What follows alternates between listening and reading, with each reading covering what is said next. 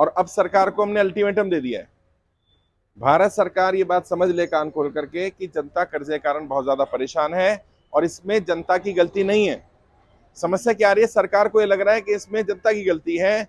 और कई लोग सरकार के अधिकारियों से जब हमारी टीम मिलती है तो वो जब कैमरे पर बात करते हैं तो अलग बात करते हैं, जब कैमरा बंद कर देते तो अलग बात करते हैं। वो कहते हैं हाँ बात सही कह रहे हो, नोटबंदी जीएसटी लॉकडाउन के कारण लोगों का व्यापार बंद हुआ, लोगों की नौकरियां छूटी हैं और इस कारण से उनके साथ दिक्कत आई है। लेकिन समस्या क्या आ रही है, सरकार के लोग जब सामने बात करते हैं कैमरे में मीडिया से तो कहते नहीं नहीं कोई दिक्कत नहीं है, कोई समस्या नहीं है। अभी क्या हुआ, 24 तारीख को हम लोगों ने वैसे तो मना किया था कि दिल्ली एनसीआर के लोग आए, बाहर से ना आए, फिर भी बाहर से लोग पहुंच गए और इतना फोर्स लगाना पड़ा। अगर आपने वो देखा हो लाइव तो काफी पुलिस भी लगाना पड़ा, काफी लोगों को रोका भी गया, लेकिन फिर भी जनता पहुंच गई। और हमने सरकार को अल्टीमेटम दे दिया 30 तारीख तक का, 30 जून 2023 तक सरकार ये बताए कि जैसे बड़े बड़े उद्योगपतियों को राहत दी गई है, मदद की गई है, क्या सरकार आम जनता के लिए भी ऐसा कुछ प्लान कर रही है कि नहीं कर रही है। और हमारी कोई बड़ी मांग नहीं है, मैंने बार बार कहा हमारी क्या मांग है।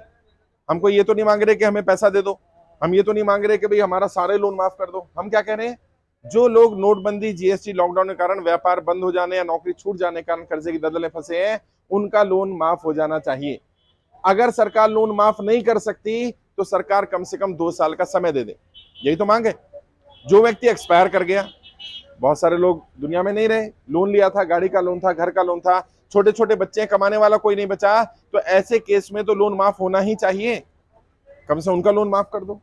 और जब बड़े बड़े उद्योगपतियों को राहत दी जा सकती है, गौतम अदानी जी का 12,770 करोड़ रुपया लोन अंडरराइट किया गया है, 12,770 करोड़ रुपए। तो आम जनता का कितना लोन है यार, 2 लाख, 5 लाख, 10 लाख, 20 लाख, 50 लाख, 1 करोड़ तक का लोन है, इनको भी माफी दे दो। माफी नहीं दे सकते, समय दे दो, जैसे सरकार को ठीक लगे सरकार वैसे कर ले, लेकिन सरकार को राहत देनी पड़ेगी। और अब ये संख्या बल बढ़ती जा रही है तो सरकार पर प्रेशर भी पड़ रहा है। आज 3,44,000 लोग आवेदन कर चुके हैं अभी तक हमारे पास।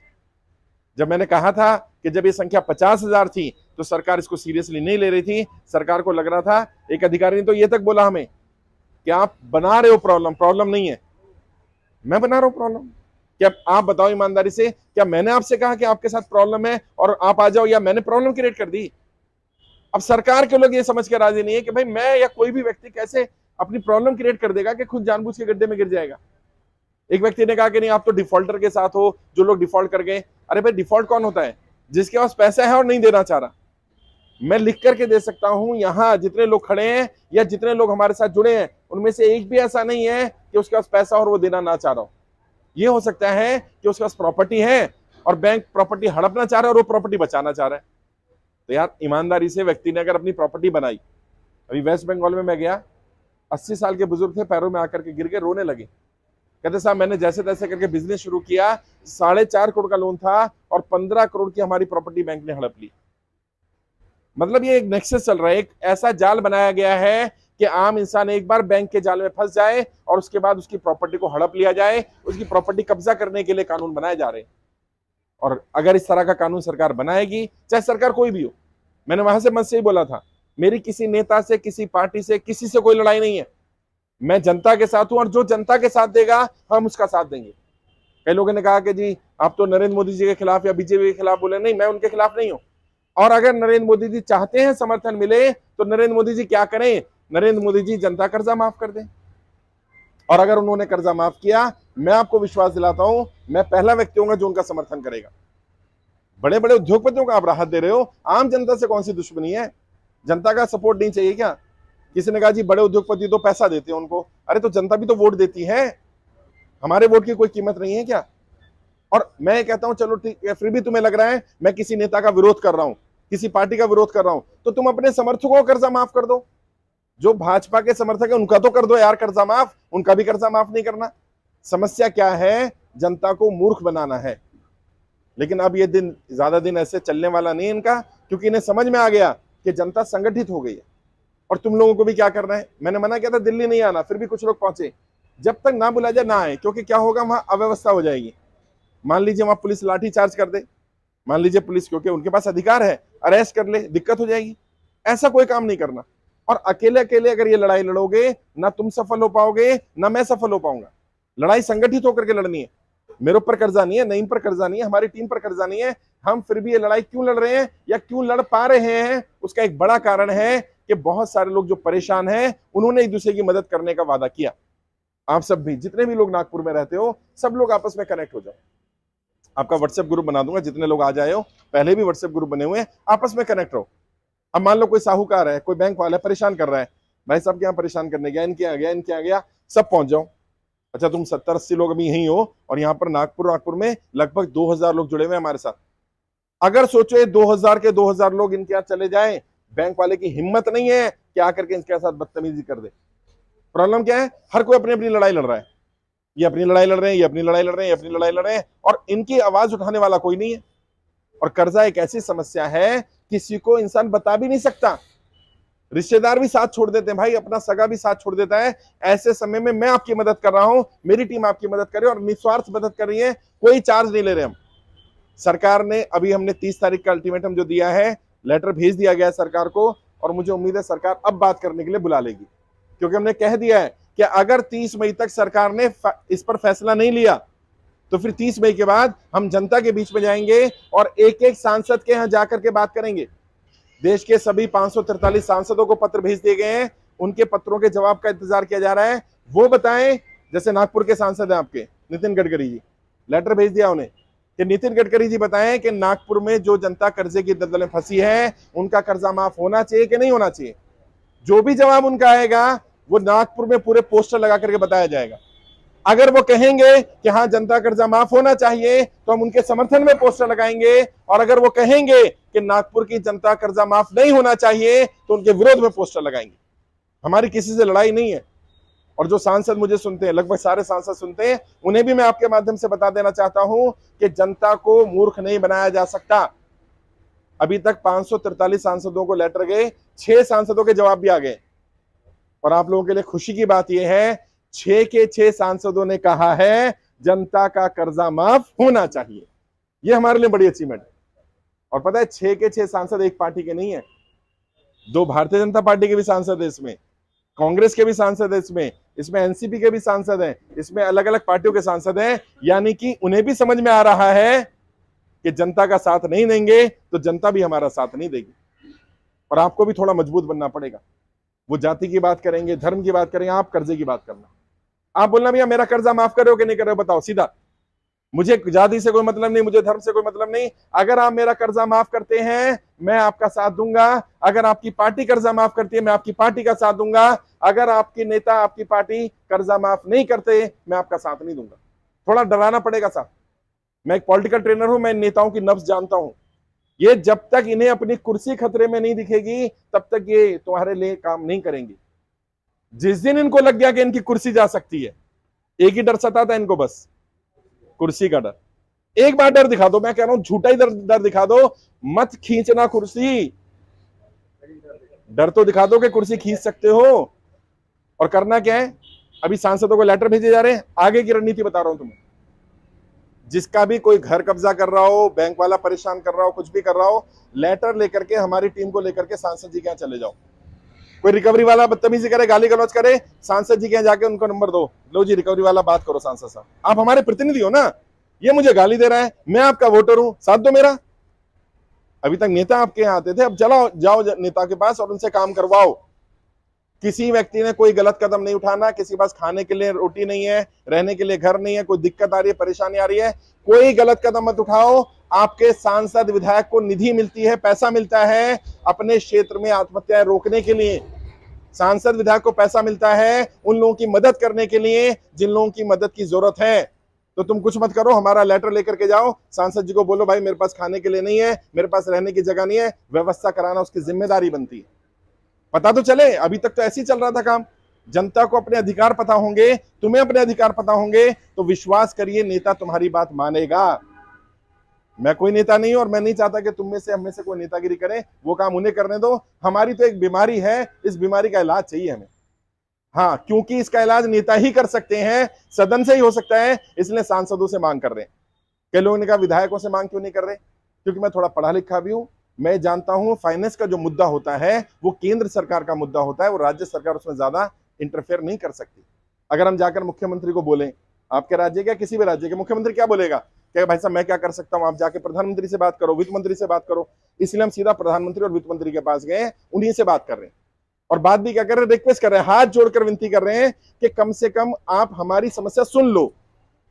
मैं ये भी नहीं कह रहा कि आज ही समाधान कर दो, सबका लोन माफ कर दो, सबको बुला लो बस एक बार। और तुम्हें कोई फोन आ जाए, वित्त मंत्रालय से आ सकता है, लेटर आ सकता है, कोई व्यक्ति आ सकता है, अगर कोई कॉल आती है, लेटर आता है, व्यक्ति आता है, बुलाता है, जाना, फोन आए तो बात करना और अपनी सारी समस्या जो जेन्युइन है बता देना। क्योंकि उन्हें क्या लग रहा है, उन्हें ये लग रहा है कि मैं प्रॉब्लम क्रिएट कर रहा हूं, तुम्हें प्रॉब्लम नहीं है, मैं बीच से हट गया, मैंने सरकार को बोल दिया कि भैया मुझसे बात मत करो, इनसे कर लो बात, अपनी समस्या तो तुम बता ही सकते हो ना, जो समस्या जेन्युइन है बता देना, प्रूफ रखना। लेकिन हाँ, क्योंकि सरकार बिना पेपर के बात नहीं करती। अगर मानो तुम में से कोई कहता है मेरा व्यापार बंद हुआ नोटबंदी के बाद, एग्जाम्पल के तौर पर, तो नोटबंदी से पहले कितना व्यापार था और नोटबंदी के बाद कितना व्यापार है, ये पेपर डॉक्यूमेंट्स रखना अपने पास। अभी देहरादून में एक व्यक्ति ने बताया कि मेरी दुकान में आग लग गई और आग लगने के बाद मेरा इंश्योरेंस नहीं दिया कंपनी ने और मैं बैंक की किस्त नहीं भर पाया, मेरा लोन एनपीए हो गया। बात सही है, जब व्यापारी बंद हो गया इंश्योरेंस कंपनी को पैसा देना चाहिए था। मैंने उससे प्रूफ मांगा, उसके पास कोई प्रूफ नहीं था। अगर आग लगी है दुकान में तो दुकान का कोई प्रूफ होना चाहिए। कहते साहब ध्यान नहीं दिया, ऐसे नहीं होता ना। मैं कैसे मानूं, सरकार कैसे मानेगी? कल को कोर्ट में भी जाएंगे हम सुप्रीम कोर्ट भी जाएंगे, कोर्ट तुम्हें बुलाएगी, कोर्ट को तो बुलाना ही पड़ेगा। कोर्ट क्या मांगेगी? कोर्ट मांगेगी सबूत दिखाओ, भाई तुम्हारा व्यापार बंद हुआ जीएसटी के कारण, मान लेते हैं, तो जीएसटी से पहले कितना व्यापार था और जीएसटी के बाद कितना व्यापार है, ये तो साबित करना पड़ेगा ना। इतने पेपर रेडी रखना, क्योंकि लोन उन्हीं का माफ होगा जब भी होगा जो साबित कर देगा कि वो जेन्युइन केस है। कई लोग कह रहे हैं लॉकडाउन के कारण मेरा व्यापार बंद हो गया या मेरी नौकरी छूटी। अब मानो कोई नौकरी करता था आप में से, लॉकडाउन के बाद कंपनी बंद हो गई या आपको निकाल दिया, कंपनी बंद नहीं हुई, लेटर दिया होगा ना, वो लेटर संभाल के रखना। अगर कंपनी बंद हो गई है तो कंपनी बंद होने का प्रूफ संभाल कर रखना, क्योंकि कंपनी जब बंद होती है तो अखबार में भी निकालते हैं कि हम कंपनी की यूनिट बंद कर रहे हैं। अगर तुम्हारे पास कोई एक भी प्रूफ हुआ और ये साबित हो गया तुम जेन्युइन हो, तो मैं विश्वास दिला रहा हूं, ये सरकार हो या नई सरकार हो, तुम्हारा लोन तुरंत माफ हो जाएगा या तुम्हें समय मिल जाएगा। और ज्यादातर लोग, यहां जितने लोग भी, अभी मैं आप सबसे पूछूं ईमानदारी से कि अगर सरकार सिर्फ 2 साल का समय दे दे, ना इंटरेस्ट पे करना, ना पेनल्टी लगेगी, ना ईएमआई देनी, 2 साल तक खुलकर अपना काम करो, तो मुझे लगता है आधे से ज्यादा लोगों की तो समस्या अपने आप ही समाप्त हो जाएगी। तो समय देने में सरकार के पैसे भी नहीं लगने। और जो लोग कह रहे हैं पैसा कहां से आएगा, तो मैंने वीडियो भी डाली थी, सरकार के पास ऑलरेडी पैसा है, पता है ना, वीडियो देखी थी, कहां है पैसा? Unclaim amount. हाँ, ये पूछेंगे तुमसे, नेता के कहेगा अरे भाई साहब आप कह रहे हो सबका कर्जा माफ कर दो, पता है कितना लगेगा? 1 लाख करोड़ रुपए खर्चा होगा, कहां से आएगा? आप बोलना नेताजी मूर्ख मत बनाओ, 2 लाख करोड़ रुपए पड़ा हुआ है, अनक्लेम्ड है, उससे यूज कर लो। अनक्लेम्ड अमाउंट कौन सा होता है वो भी समझ लो। मान लो किसी ने इंश्योरेंस कराया, किसी ने बैंक में अकाउंट खुलवाया, बंदा भूल गया, तो मिनिमम बैलेंस पड़ा रहेगा ना, 10,000 5,000 जो भी है। इंश्योरेंस कराया पहले जमाने, अब तो ऑनलाइन हो गया, इंश्योरेंस के पेपर मिलते थे, अब वो फाइल खो गई, घर वालों को पता ही नहीं पिताजी का इंश्योरेंस था, पिताजी एक्सपायर कर गए, वो 10 साल से अनक्लेम पड़ा हुआ है। 10 साल या उससे ज्यादा अगर किसी अकाउंट में कोई ट्रांजैक्शन ना हो, पैसा ना डाला जाए ना निकाला जाए, उसे अनक्लेम्ड अमाउंट कहा जाता है। और अगर 10 साल हो गए हैं, इसका मतलब यह है कि वो व्यक्ति वो पैसा लेने नहीं आएगा। और पैसा किसका है? जनता का है। मैं क्या कह रहा हूं, जनता का पैसा जनता को ही वापस कर दो, सरकार के ऊपर 1 रुपए का भी बर्डन नहीं पड़ेगा। 2 लाख करोड़ रुपए सरकार के पास पड़ा हुआ है। 2 लाख करोड़ रुपए कितना अमाउंट होता है मैं बता रहा हूं आपको। हमारे मिशन में जो 3,44,000 लोग जुड़े हैं, सबका मैंने टोटल अमाउंट चेक करा, ये 1 लाख करोड़ भी नहीं बनता। यानी हर व्यक्ति का सारा लोन अगर माफ हो जाए तो भी 1 लाख करोड़ में ही काम हो जाएगा।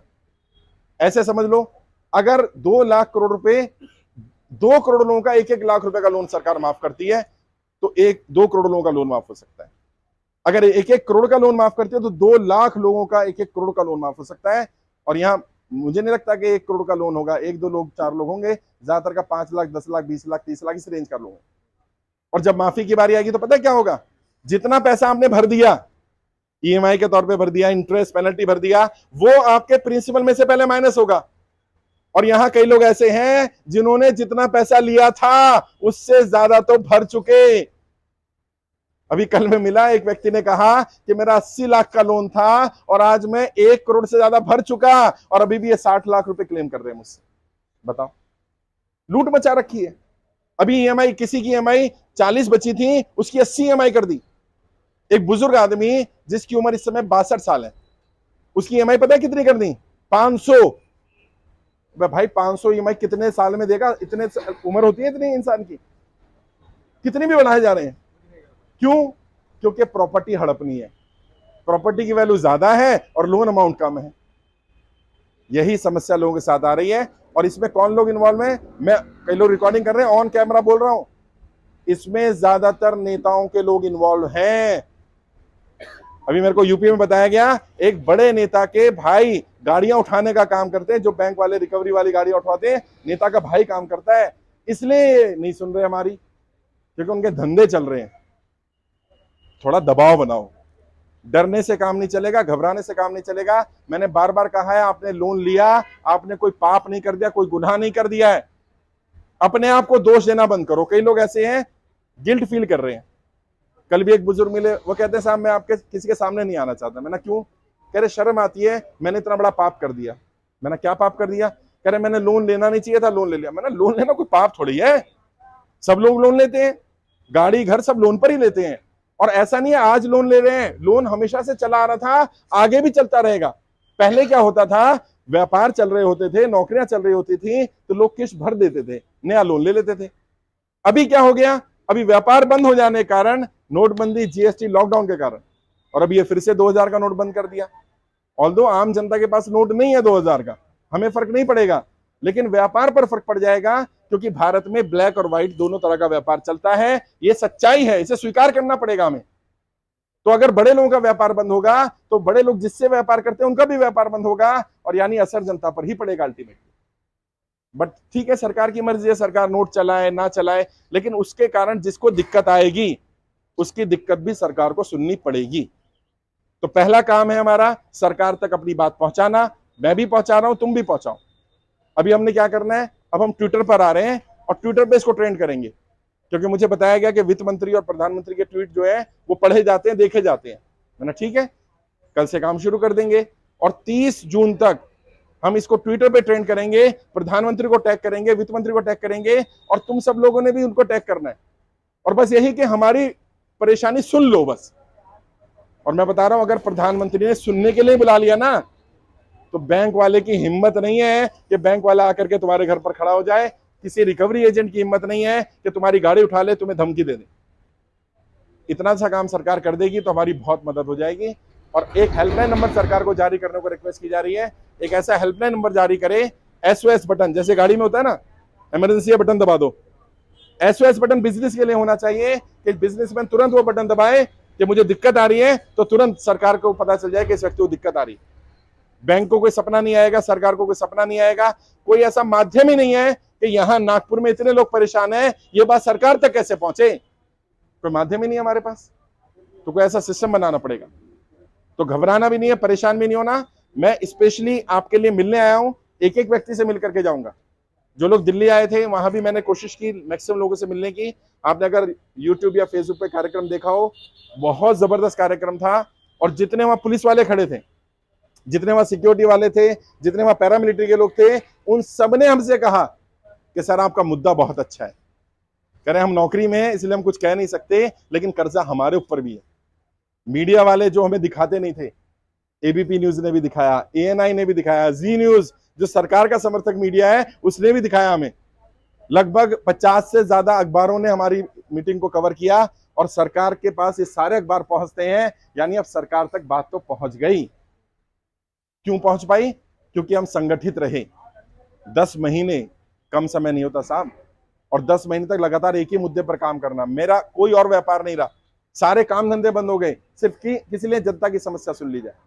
लेकिन ठीक है, मेरे पास संसाधन है, रिसोर्सेज है, मैं कर पा रहा हूं, मेरी टीम भी कर पा रही है। तुम में से किसी से 1 रुपया भी नहीं लिया गया है, और मैं वादा करता हूं कभी 1 रुपया भी नहीं लूंगा। ना मुझे तुमसे कोई वोट चाहिए, ना कोई सपोर्ट चाहिए, मुझे कुछ चाहिए ही नहीं। अगर सरकार तुम्हारा कर्जा माफ कर दे, जो सरकार कर दे, मैं पहला व्यक्ति होऊंगा तुम्हें कहूंगा उसका साथ दे दो यार, जाओ, कोई भी कर दे। बीजेपी वाला कर दे, कांग्रेस कर दे, शिवसेना कर दे, एनसीपी कर दे, बीएसपी कर दे, आम आदमी, कोई भी कर दे, हम जनता के साथ हैं और जो जनता के साथ है हम उसके साथ हैं। क्योंकि लोग कहेंगे कि ये राजनीति कर रहे हैं, वो कर रहे हैं, और राजनीति का भी जवाब मैंने दिया था।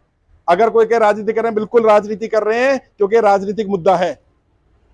हम धर्म की राजनीति तो नहीं कर रहे, जाति की तो नहीं कर रहे, बांटने की तो नहीं कर रहे, हम तो अच्छे काम की राजनीति कर रहे हैं। और अगर तुम चाहते हो हमारी राजनीति समाप्त हो, मुद्दा समाप्त कर दो, कर्जा माफ कर दो, हमारी राजनीति समाप्त हो जाएगी। क्योंकि जो मुद्दे के आधार पर राजनीति करता है, उसकी राजनीति समाप्त करने का सबसे बढ़िया तरीका होता है उस व्यक्ति का मुद्दा समाप्त कर दो। अगर वो चाहते हैं कि मैं इस पर राजनीति ना करूं, ये लोग राजनीति ना करें, हमारा भैया लोन माफ कर दो, करना पड़ेगा साहब। और तुम्हें भी एक ही मांग है बस, या तो कर्जा माफ कर दो या फिर 2 साल का समय दे दो। पूछेगा, मीडिया वाला पूछ सकता है, क्योंकि अब ये मीडिया में आ गई बात, मीडिया आएगा। हमसे डाटा मांगा था मीडिया वाले ने कि जी इनके नंबर दे दो। मैंने फोन नंबर नहीं दूंगा, मैं, आप मेरे साथ चल लो या मेरी टीम का व्यक्ति जाएगा, उससे जाके मिल लो। तो हमने कुछ डाटा दे दिया है, अलग अलग राज्यों का, अलग अलग लोकसभा का 50-50 लोगों का डाटा मीडिया को दिया है हमने। अब मीडिया वाले लोग तुमसे संपर्क कर सकते हैं, जो समस्या आई है तुरंत बताना। अगर तुम बताओगे, मुझसे ज्यादा बेहतर तरीके से तुम अपनी समस्या रख सकते हो। जिसकी जो समस्या, क्रेडिट कार्ड की समस्या होगी, एनबीएफसी से लोन लिया, किसी प्राइवेट फाइनेंसर से, साहूकारों की बहुत समस्या आ रही है, 10-10, 15-15, 20-20% इंटरेस्ट पर पैसा ले रहे हैं। सोचो, मैं चांदनी चौक गया, उस व्यक्ति ने बताया मेरे भाई ने 50 लाख रुपए 10% ब्याज पर, 10% ब्याज, समझते हो? 50 लाख रुपए का 10% महीना, 5 लाख रुपए का ब्याज अगर देगा तो कब तक दे देगा यार? कहते 18 महीने उसने ब्याज दिया, अंत में वो नहीं दे पाया, साहूकार उसे बदतमीजी करने लगे और उस व्यक्ति ने सुसाइड कर लिया, आत्महत्या कर ली। सोचिए, 18 महीने में 10% के हिसाब से 5 लाख रुपए महीना दिया उसने, 90 लाख रुपए दे दिया 18 महीने में, मतलब डबल हो गया उसका पैसा। और साहूकार को शर्म नहीं आई कि उसको फिर भी धमकी दे रहा है। मध्य प्रदेश में पता चला, वहां क्या बोलते हैं साहूकार, अगर आप किस्त नहीं दे पा रहे, अपनी बहन को, अपनी बेटी को भेज दो मेरे पास। मतलब किस हद तक गिर गए लोग। और यह समस्या इतनी गंभीर होती जा रही है कि इसका समाधान करना बहुत जरूरी हो गया है। हमारी बहन बेटियों की इज्जत के साथ खिलवाड़ हो रहा है और लोग कर्जे के कारण कम आत्महत्या कर रहे हैं, इस बदनामी के कारण ज्यादा आत्महत्याएं हो रही हैं। तो इस बदनामी से भी बचाना है हमें समाज को। लड़ाई लंबी है, मुझे भी पता है समय लग रहा है, आपको भी पता है समय लग रहा है, लेकिन ये इतना आसान होता अगर, तो अब तक कोई भी नेता कर देता, कोई भी सरकार कर देती। ये पहली बार भारत में हो रहा है। और जिस दिन होगा असली दिवाली, असली ईद उसी दिन मनाएंगे जिस दिन जनता का कर्जा माफ हो जाएगा। और जो भी तुमसे बात करता है, मीडिया का करे, सरकार का करे, अपनी मांग रख दो, तुम क्या चाहते हो। मांग ऐसी मत रखना व्यक्तिगत हो, मांग ये रखना कि मेरा भी कर्जा माफ हो जाए या मुझे भी समय मिल जाए और मेरे क्षेत्र में जितने भाई बहन जुड़े हुए हैं उन सबकी भी मदद हो जाए। उन्हें भी लगे कि यार ये अकेला अपनी लड़ाई नहीं लड़ रहा, अपने लिए तो जानवर भी जी लेते हैं यार, मैं अपनी लड़ाई थोड़ा रहा हूं, मुझ पे थोड़ी कर्जा है। कई लोगों ने कहा इस पे कर्जा होगा, मैंने कहा पहली बात तो मुझ पर है नहीं, और अगर फिर भी सरकार को लग रहा है मैं अपनी लड़ाई लड़ रहा हूं, मेरा मत माफ करना यार, और बताओ। अच्छा तुम सब कहना शुरू कर दो, भाई मेरा मत करना, इनका कर दो। अब ऐसा तो नहीं होगा ना कि इन सबका हो जाए, तेरा ना हो, तेरा भी हो जाएगा। संगठित हो जाओ। बचपन में कहानी सुनी थी ना, एक एक लकड़ी को कोई भी तोड़ सकता है, लकड़ी का गट्ठर बन जाएगा तो कोई नहीं तोड़ सकता। और हमने जो वहां नारा दिया वही नारा अब हमारा रहेगा, जनता का कर्जा माफ करना पड़ेगा। हाँ, एक बार बोल देते हैं, जनता का कर्जा माफ, जनता का कर्जा माफ, जनता का कर्जा माफ करना पड़ेगा। हम कुछ नहीं मांग रहे, हमारी यही मांग है, बड़े बड़े उद्योगपतियों को राहत मिल सकती है तो जनता को राहत क्यों नहीं। मैं लड़ूंगा आपकी लड़ाई, और जिस दिन मैं कहूं, आह्वान करूं दिल्ली जाने का, तैयार रहना, दिल्ली जाना पड़ सकता है। जैसे किसान बैठे थे ना, जैसे किसान बैठे थे बॉर्डर पे, वैसे बैठेंगे। और दिल्ली में रहने खाने की चिंता मत करना, गुरुद्वारे बहुत है, गुरुद्वारे वाले लंगर खिला देते हैं किसानों को। 1 लाख से ज्यादा किसानों को 1 साल लंगर खिलाया उन्होंने, रहने खाने की दिक्कत नहीं आती वहां पर। और अगर 1 लाख किसान बैठ गए और सरकार ने बात मान ली, तो हम 3.5 लाख लोग अगर जाके बैठ जाएं, मानना ही पड़ेगा। और आपके माध्यम से ये वीडियो जाएगा, सरकार भी सुन रही होगी। मैं सरकार के लोगों को कहना चाहता हूं, हमें दिल्ली आने पर मजबूर मत करो, वरना अभी सुन लिया नागपुर के लोग दिल्ली आने वाले हैं, पूरे देश के अलग अलग राज्यों के लोग दिल्ली आने वाले हैं। सरकार पर दबाव पड़ रहा है। मैं भी नहीं चाहता ऐसा हो, लेकिन दिल्ली को इतनी भी दूर नहीं है। जब अपनी लड़ाई लड़नी है, अपना घर बचाना है, अपनी जान बचानी है, अपना परिवार बचाना है, तो व्यक्ति कहीं भी चला जाता है। बट फिर भी कोई गलत कदम मत उठाना। किसी को दिक्कत आ रही है रहने की, खाने की, पैसे की, कोई भी दिक्कत आ रही है, एक बार बात कर लेना। मैंने पर्सनल व्हाट्सएप नंबर दिया था, वो मेरा पर्सनल व्हाट्सएप नंबर है। उस पर जब आप व्हाट्सएप करते हैं तो टीम संपर्क कर लेती है आपसे। कम से कम आपसे संपर्क तो हो जाता है, मैं कहाँ हूं ये पता तो चल जाता है। लोग कहते हैं सर डायरेक्ट आपसे बात करनी है, प्रैक्टिकली संभव नहीं है। अगर मैं सबसे बात करने लग जाऊंगा तो मैं कुछ और कर ही नहीं पाऊंगा। आप मेरी टीम से बात करो, अगर वो संतोषजनक जवाब नहीं देते तो व्हाट्सएप पर लिखो कि इस व्यक्ति से मेरी बात हुई, उसने मुझे मदद नहीं की, ताकि वहां फिर दूसरे व्यक्ति का नंबर मिल जाए। वैसे हम कोशिश ये कर रहे हैं, देश के सभी राज्यों के जितने केंद्र हैं, हमारे 12,000 केंद्र खुले हुए पूरे देश में। यहाँ भी कई साथी होंगे जिन्होंने बैनर लगा लिया है, केंद्र खोल रखा है जहां लोगों को जोड़ा जा रहा है। वो 12,000 के 12,000 केंद्रों की लिस्ट बना करके वेबसाइट पे डाल दें, ताकि आपके गली मोहल्ले में भी कोई केंद्र होगा तो आपको कहीं जाने की जरूरत नहीं, वहीं चले जाओ। 12,000 केंद्र हैं पूरे देश में जो कर्जा मुक्ति केंद्र निःशुल्क काम कर रहे हैं। और किसी को 1 रुपया भी मत देना, दिया भी नहीं होगा आपने, देना भी नहीं है। और अगर कोई मेरे नाम से कर्जा मुक्ति अभियान के नाम से पैसा मांगे, तुरंत उसकी पुलिस में कंप्लेंट कर दो, तुरंत। क्योंकि जब हम फ्री में काम करें, कोई हमें बदनाम करने की, कई लोग बदनाम करने की कोशिश कर रहे हैं। मैं नाम तो नहीं लूंगा, एक बड़े पत्रकार हैं जो उस दिन आए थे, उन्होंने एक बात बोली। उन्होंने कहा सर आप ये निःशुल्क क्यों कर रहे हो? मैंने क्यों, क्या समस्या है? कह रहे पैसे ले लो, चाहे भले 100 रुपए ले लो, सब दे देंगे, कम से कम आपका खर्चा भी निकल जाएगा। मैंने कहा तुम यही तो चाहते हो कि मैं एक बार पैसे ले लूं और फिर तुम बदनाम शुरू कर दो कि देखा पैसे इकट्ठा करने का धंधा चल रहा है। मैं नहीं, ये काम नहीं करूंगा। मुझे जितना काम करना है कम कर लूंगा, मैं जितना मेरा संसाधन है मैं उतने लगाऊंगा। मैं भैया टैक्सी में आ जाता हूं, मेरे को जरूरत नहीं है गाड़ी की, फ्लाइट में नहीं आ पाऊंगा, ट्रेन में आ जाऊंगा। जितना मेरे पास है मैं उतना लगा करके काम करूंगा। और जब आप अपना पैसा लगा करके काम करते हैं तो किसी का एहसान नहीं होता आपके ऊपर। कोई आपको ये नहीं बोल सकता भाई साहब मैंने पैसे दिए। अगर आपने 1 रुपया भी ले लिया ना किसी से फॉर्म भरवाने का, 1 रुपया भी, तो आप समझ लेना मिशन पटरी से उतर जाएगा सर। फॉर्म भरवाने का, ट्रेनिंग के नाम पर, लोन माफी के नाम पर किसी को 1 रुपया भी नहीं देना, आपने भी नहीं देना। और कोई अगर मांगने लग जाए तो उसकी कंप्लेंट भी करना, क्योंकि मुझे नहीं पता यार, 100 दोस्त 100 दुश्मन, कई लोग बदनाम करने की कोशिश कर रहे हैं। अभी किसी ने मेरे को बोला, मैं बिहार में गया, कहते हैं यार आप मुसलमानों के कर्जे की माफी की बात कर रहे हो। मैंने कैसे? कहते हैं आपके साथ ज्यादातर मुस्लिम जुड़े। मैंने आए हो कहीं मेरे कार्यक्रम में? कह रहे नहीं आया तो नहीं। मैंने तुम्हें कैसे पता? अब यहाँ देख लो भैया, प्रॉब्लम क्या, बदनामी करनी है बस। मैंने कहा चलो कोई बात नहीं, तुम्हारी बात बड़ी कर लेता हूं। तुम अगर ये कहते हो कि मुसलमानों का कर्जा माफ होना चाहिए, मैं उसकी लड़ाई लड़ रहा हूं, तो मैं तुम्हारे सामने अपील कर रहा हूं केवल हिंदुओं का कर दो। और बताओ, भाग गया? क्यों से लगा तो फंस गया मैं? अबे जब देश की आबादी में 80% हिंदू हैं तो कर्जा 80% हिंदुओं में ही होगा ना, कर्जे में भी वही ज्यादा होंगे। ये कौन सा नया गणित लेकर के आए? वो जोड़ेंगे, धर्म जोड़ेंगे, जाति जोड़ेंगे, तुम कर्जे पड़े रहना। मैंने वहां से बोला जंतर मंदिर से, कहते जी नरेंद्र मोदी जी राम मंदिर का निर्माण कर रहे हैं, उद्घाटन कर देंगे, वोट मिल जाएंगी। तो तुमने क्या कहना है? तुमने कहना है नरेंद्र मोदी जी राम मंदिर का उद्घाटन भी करिए और उसी दिन डिक्लेयर कर दीजिए देश का जनता कर्जा माफ। इससे बढ़िया बात क्या होगी? हम किसी के विरोधी में नहीं है, हम तो जनता की आवाज उठाने में लगे हुए हैं। जनता परेशान है, ये बात सरकार को समझनी पड़ेगी। और परेशान जनता है तो परेशानी का इलाज जिन्होंने परेशानी में डाला वही कर सकते हैं। लॉकडाउन तुमने नहीं लगाया, मैंने नहीं लगाया, नोटबंदी तुमने नहीं करी, मैंने नहीं करी, जीएसटी तुमने नहीं लगाया, मैंने नहीं लगाया, सरकार ने लगाई है, तो सरकार ही ठीक भी कर सकती है। भाई हमें तो नहीं पता कैसे ठीक होगा, ना हमने करा ना हमें ठीक करना आता, सरकार ने करा है, सरकार ठीक है, सुनेगी सुनेगी, उसका भी तरीका बताया मैंने। अभी सबसे मिलेंगे, जिसके साथ जबरदस्ती कर रहा है, मिसबिहेव कर रहा है, बता देना। जिन लोगों ने नियम यूज किए हैं, अब बैंक वाले बड़े प्यार से बात करने लगे हैं। हम बोल रही है कि भाई हमको डिफॉल्ट घोषित मत करो, हम आपको बेच के दे रहे हैं, नहीं बोले मालिकाना हक हमारा है। बताऊंगा गलती पता क्या हुई है, मैं सुनो, गलती तुम सबसे हुई है। गलती ये हुई है कि तुम्हारी प्रॉपर्टी की वैल्यू थी 1 करोड़ रुपए, मान लो तुम्हें लोन लेना चाहिए था 80%, 80 लाख। प्रॉब्लम आई, तुम्हें जरूरत थी 20 लाख की, तुमने लिया 20 लाख। तुम बने समझदार, समझदार नहीं बने, तुम बने मूर्ख। तुमने 1 करोड़ का सामान 20 लाख रुपए पे गिरवी रख दिया।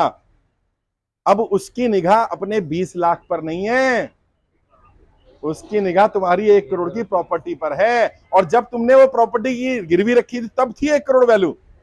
आज 5 साल बाद उसकी वैल्यू हो गई 2 करोड़ रुपए। लोन दिया उसने 20 लाख, 5 साल तुम किस्त भी भर चुके, 10 लाख जमा भी हो गया है। अब बैंक को पता है, बैंक समझदार है, तुम बनो ना थोड़ी देर के लिए बैंक, कि तुम्हारा 10 लाख रह गया है, 2 करोड़ का सामान पड़ा है, तुम क्या चाहोगे? ये डिफॉल्ट कर जाए। और डिफॉल्ट कैसे कराया गया जानबूझ करके बताऊं? कोरोना के कारण जिन लोगों के साथ दिक्कत आई उन्हें मोरेटोरियम दे करके मोरेटोरियम के नाम पर मूर्ख बना दिया। 3 इंस्टॉलमेंट नहीं देनी, और ऐड पता है कितनी कर दी? 20 इंस्टॉलमेंट, 18 इंस्टॉलमेंट। और कैसे ऐड करी गई? वो 3 महीने उठा करके लास्ट में ऐड कर दिए गए। मान लो आपका लोन रह गया था 1 साल का, तो इन्होंने क्या करा, 3 महीने 1 साल बाद लगाएंगे, और 1 साल तक इन 3 महीने का इंटरेस्ट लगाएंगे। तो वो ईएमआई 3 की जगह 6 हो गई, 7 हो गई। और लॉकडाउन के समय पर क्या किया गया? लोगों को जबरदस्ती लोन एक्स्ट्रा भी दिए गए, टॉपअप करवाया गया।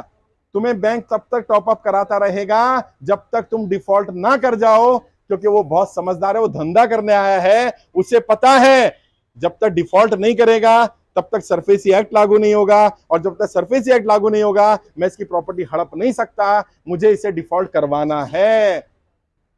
ये एक नेक्सस बना रखा है। गड्ढे में हो तुम, गड्ढे में से मिट्टी निकाल करके ये बताया जा रहा है तुम्हें गड्ढे में से बचा रहे हैं, नहीं। क्या कर रहे हैं? गड्ढे में से मिट्टी निकलती रहेगी तो क्या होगा? गड्ढा और गहरा होता चला जाएगा, और एक दिन इतना गहरा हो जाएगा तुम चाहकर भी इस गड्ढे में से निकल नहीं पाओगे। ये गलतियां हुई हैं, स्वीकार करो इस गलतियों को, क्योंकि लोगों ने सिखाया ही नहीं किसी ने। आपको 80% लोन मिल सकता था आपकी प्रॉपर्टी का, 70% मिल सकता था, आपने लिया 10%, तो बैंक को आपने ज्यादा ताकत दे दी। और कई लोग समझदार हैं, उन्होंने पता है क्या किया हुआ है, वैसे पता नहीं बतानी चाहिए नहीं बतानी चाहिए, उन्होंने एक ही प्रॉपर्टी जिसकी वैल्यू 50 लाख है उस पर 3 बैंकों से लोन लिया हुआ है 30-30 लाख रुपए का। अब लोन कितना हो गया? प्रॉपर्टी की वैल्यू हो गया, ले ले जा, लूट ले, कब्जा कर ले। अब बैंक उसके हाथ जोड़ रहा, भाई भाई कुछ भी दे दे, सेटल कर ले। ओटीएस के लिए तैयार है बैंक। बैंक प्रॉपर्टी केस में ओटीएस नहीं करता। अब क्यों कर रहा है बैंक?